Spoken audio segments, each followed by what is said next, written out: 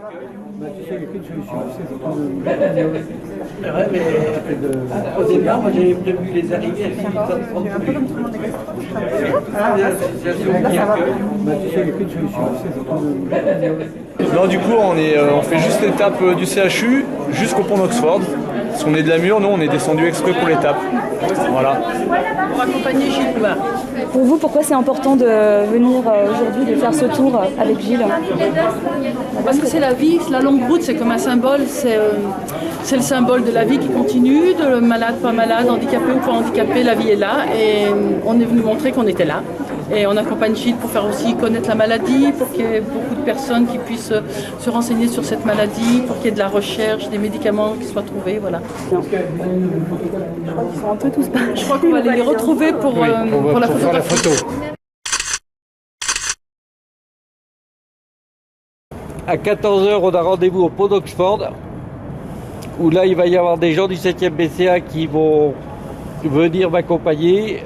Je crois qu'il y a Max avec sa famille. Tu rejoins que ce soir? Ouais, mais à 17h au 17h, je pense que je t'accompagnerai peut-être en véhicule depuis le je te pont de prête un Catane. fauteuil, on avait dit que je te prêtais un fauteuil. Ah bah si ça se passe comme ça, c'est géant. Moi je peux te prêter un fauteuil pour comme ça, puis Géant. sur les deux, il y en aura bien un des deux auquel il restera un peu d'électricité. Et puis je remercie le corps médical qui est là, qui s'occupe de moi-même et des autres malades, avec dévouement. Toutes les personnes présentes, qui soient malades comme moi, qui soient accompagnants, qui soient venus parce qu'ils sont touchés de près ou de loin par cette pathologie. Et puis je remercie les journalistes, parce que c'est eux qui vont servir de vecteurs pour la maladie, pour faire connaître la maladie le long du parcours.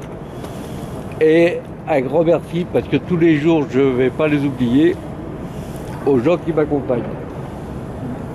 Merci pour votre accueil.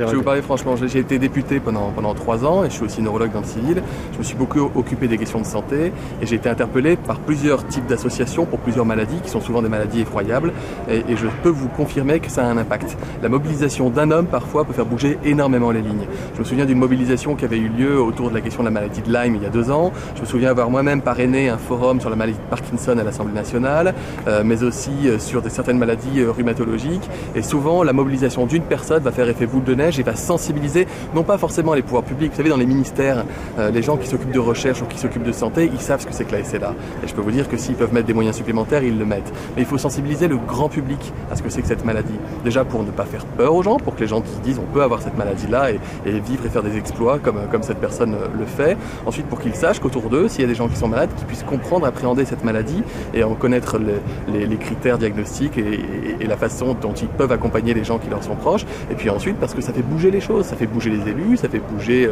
le corps scientifique que de mobiliser la société. Donc évidemment, ce genre d'opération telle qui est montée aujourd'hui a un rôle, a un impact, je peux vous le confirmer, c'est pas du tout la langue de bois, je pense que c'est très important de le faire. Et je le félicite parce qu'il faut un sacré courage. On lui tire notre chapeau parce qu'il va au bout de sa démarche depuis le début et c'est quelqu'un de battant, il était battant bien avant la maladie, mais il a gardé cette force et ce tonus extraordinaire et c'est que c'est remarquable.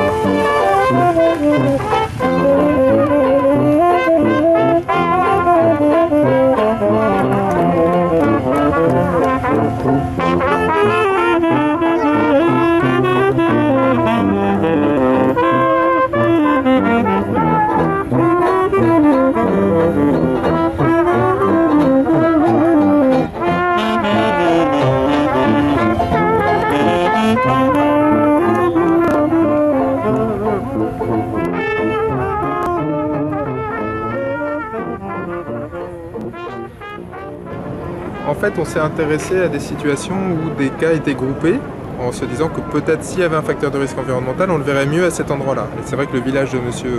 Houbard nous a interpellés dans ce contexte-là. Pas son village propre, mais disons que l'environnement avec les villages voisins. Donc on a travaillé avec d'autres équipes de Montpellier, de Limoges, de Paris qui étaient également très motivées. Et on espérait quelque part trouver quelque chose. Donc dans le cadre d'un projet qui était financé par l'Agence nationale de recherche, porté par l'équipe de Limoges, on a testé certaines hypothèses. Et sur cet environnement particulier, on a travaillé avec l'Agence régionale de santé, la CIR, qui est une cellule interrégionale d'épidémiologie, qui est appuyée par l'INVS, l'Institut de veille sanitaire. Et donc on a vraiment creusé, on a essayé de faire un maximum. Jusqu'à faire des dosages des différents éléments au niveau de la terre, au niveau au niveau de tout ce qui était aliments, puisqu'en fait c'est des gens qui ont une consommation très locale, etc. On n'a pas trouvé de choses particulières. On a fait des dosages de radon qui étaient un petit peu élevés, mais qui, quelque part, on est dans des zones de montagne et c'était pas un facteur de risque explicatif pour nous. On a travaillé sur une neurotoxine qu'on n'a pas trouvée localement, etc. Donc on a fait beaucoup de choses et peut-être tant mieux, mais à la fin on n'a rien trouvé de spécial qui, d'un point de vue environnemental, puisse expliquer le fait que plusieurs cas soient groupés au même endroit. Vous avez raison de poser la question de savoir s'il y a suffisamment de moyens investis dans la recherche. De façon générale, dans la recherche en santé, elle s'organise autour de la recherche académique, c'est-à-dire la recherche publique, et la recherche privée par les laboratoires. La recherche privée s'intéresse aux maladies qui vont concerner un nombre très important de malades. Par exemple, il y a plusieurs milliards d'euros dans la recherche qui sont investis chaque année contre l'Alzheimer, puisque si les labos trouvent un médicament, ils vont avoir une rentabilité de leur médicament et ça peut finalement s'entendre puisque c'est de la recherche privée. Et la recherche publique, la recherche académique, elle, se concentre énormément sur les maladies qui sont plutôt des maladies ou de niche, des maladies orphelines, des maladies rares ou des maladies qui vont toucher un grand nombre de gens mais qui ne sont pas susceptibles de concerner 1 million de personnes par an dans le pays. Par exemple, la SLA fait partie des sujets de recherche, des thèmes prioritaires de recherche, fait partie des maladies rares, il y a des plans maladies rares, des organisations de la recherche structurée sur le territoire, il y a d'autres types de maladies que la SLA, des maladies neurologiques, des maladies rhumatologiques, des maladies qui touchent ce qu'on appelle les organes, des maladies qui relèvent de la médecine interne, pour lesquelles c'est la recherche académique qui s'occupe de cette recherche. C'est pour ça qu'il est très important de pérenniser, de renforcer même les crédits qui sont alloués à la recherche. Alors effectivement, moi de mon côté, Gilles m'a proposé et m'a donné l'opportunité de faire un relais en parapente, chose que j'ai fait à Saint-Hilaire-du-Touvet la semaine dernière, et où là, effectivement, je me suis régalé d'une manière très égoïste, mais c'était dans le but de faire parler de la maladie de Charcot, ou SLA. Voilà, l'essentiel est de faire comprendre que cette maladie, au final, n'est pas si rare que cela, et là je dis cela, SLA.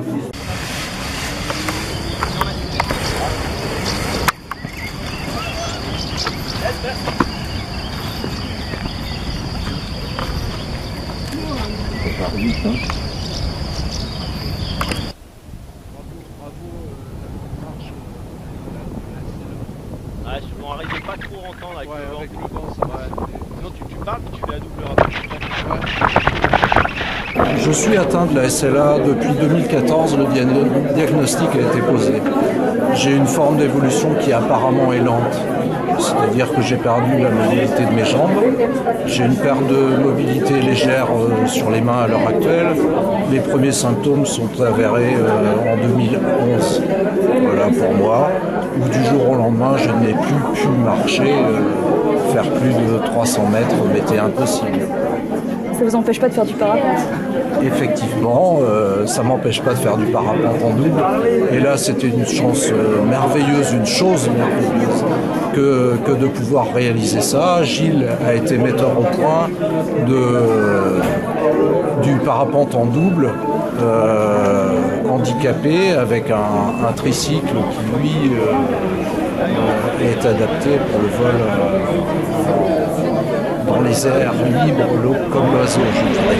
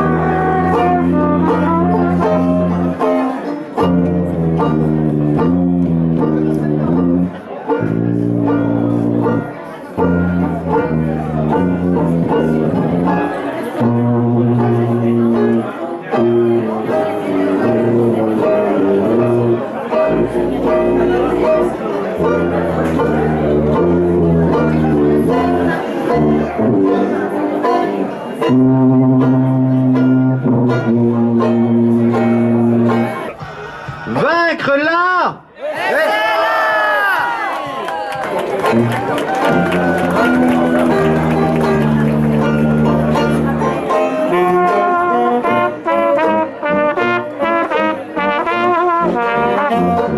Thank you.